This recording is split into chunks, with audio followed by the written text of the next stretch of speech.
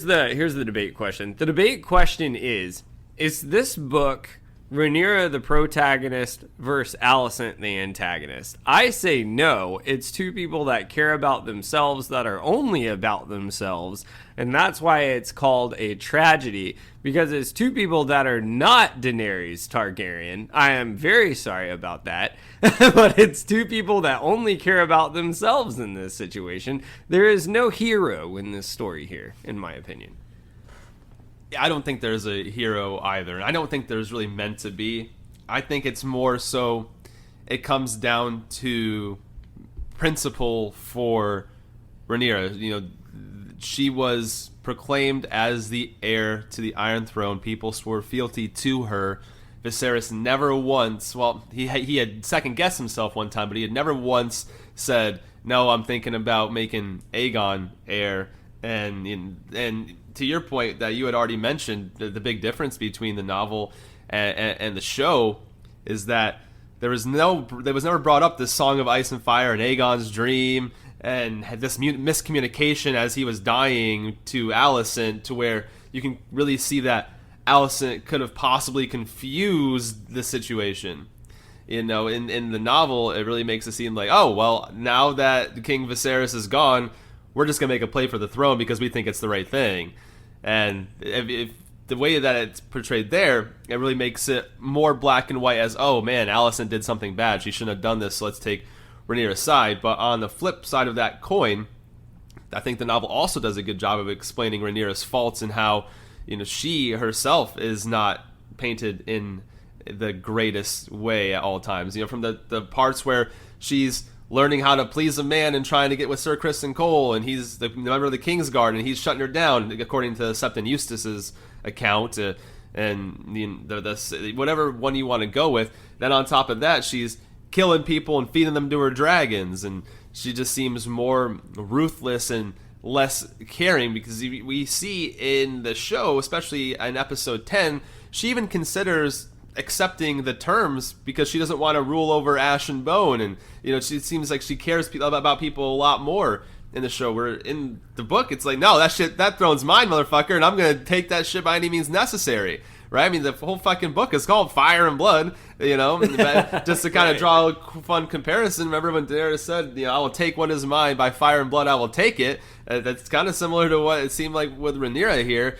And I really think that the novel does a great job of painting them both as antagonists in a way. I honestly think that that's more along the lines of what the book is trying to do, is show that this whole dance and this tragedy happened because two people could not overcome their own desires and what they thought was right for them.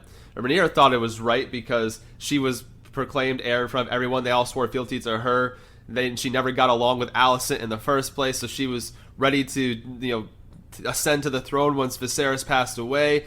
She thought that it was the right line of succession.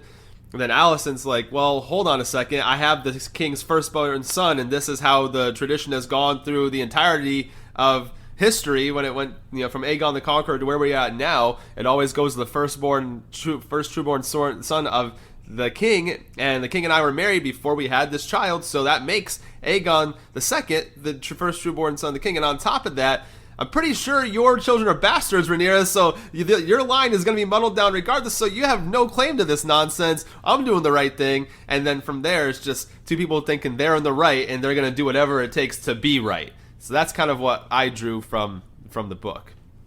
100% agree. And that's kind of the point I was trying to make on my side is, we always have people send us questions through our social media, like, well, what side do you guys take? You know, like Rhaenyra is the hero here, or Alicent's evil. It's not that. It's the fact of there are no good guys, in my opinion. This is just like you said. The novel, clearly, read the novel, because it paints them out to be two not so much angels that are going after each other. To kind of remind everyone where we left off, we're talking about how Sir Vaemond was seized by Daemon and then had his head cut off and body fed to Syrax on Rhaenyra's orders. Again, big difference from what happens in the show. And then continuing on with that, on page 386, Vaemon's younger cousins with Vaemon's wife and sons. They go to King's Landing and they try to get justice and place their claims.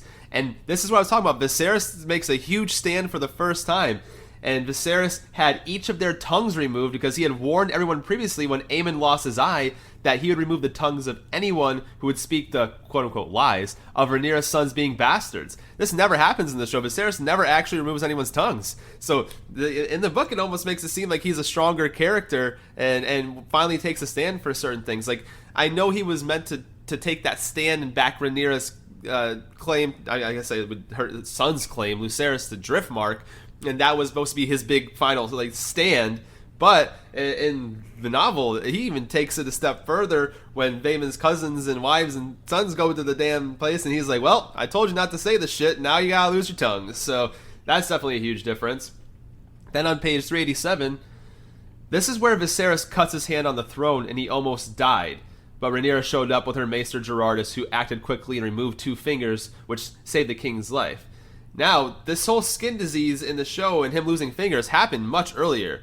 It did not take all the way up to this point of the conflict for the Driftwood throne and Driftmark. It didn't take up until after that for this to start happening. It was already progressing from early on in the season for the show. Now, page 389, Viserys' chest pains had grown so severe that he could no longer climb a flight of steps and he needed to be carried around the Red Keep. Again, different conditions. We saw him just not be able to walk at all, and his face and body melting. So anyways, this is the really important part here, and Chase had gone over it. I'm just going to go over it more in depth. On page 390, Princess Helena took her children, Viserys' grandchildren, to visit Viserys in his chambers.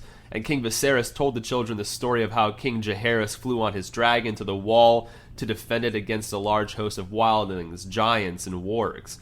And he sent them off on their way because he was weary and his chest was feeling tight and he wanted to rest. And at that point, he never woke up again. And he was 52 years old. Where in the show, it's Alicent that goes to him in his chambers, and there's a miscommunication about Aegon the Conqueror's dream and the Song of Ice and Fire, and Alicent thinks Viserys is telling her that he wants their son Aegon to be king. There's no mention of Aegon's dream in this section of the book. It's not documented in the pages that cover this time period that Viserys ever said anything to anyone about Aegon's dream or the prince that was promised. So this is a huge difference here. Helena brought the grandchildren, and he told them a story and then went to sleep and never woke up. Where the whole thing. So this is what I'm saying. When we were talking about who the protagonist is, who the antagonist is, and this is what paints Alicent in a really bad light, is the fact that at least in the show, you can kind of make an excuse for her. Oh, she miscommunicated and she thinks this is what Viserys is telling her to do. Yeah, even that is a stretch. But in the novel, there's no stretch at all. She just straight up said, all right, he's dead, I'm taking over. And that's, so that's just something that's a little, not a little bit, much different.